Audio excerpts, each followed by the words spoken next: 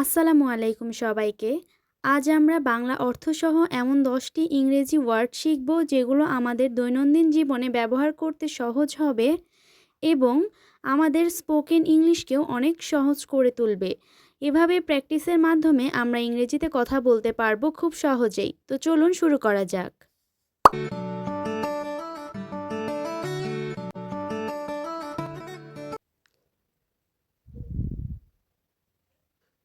Set up মানে প্রতিষ্ঠা করা।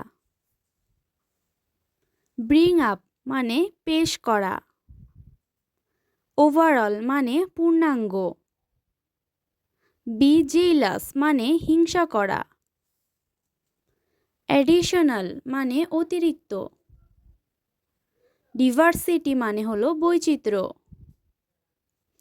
এলিমিনেট মানে বাদ দেওয়া। কনসিডার মানে বিবেচনা করা।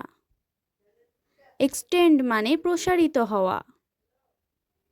অ্যাটাচমেন্ট মানে মমতা। পরবর্তী ভিডিওতে এগুলোর সিমিলার ওয়ার্ড আসছে। পাশে থাকার জন্য ধন্যবাদ।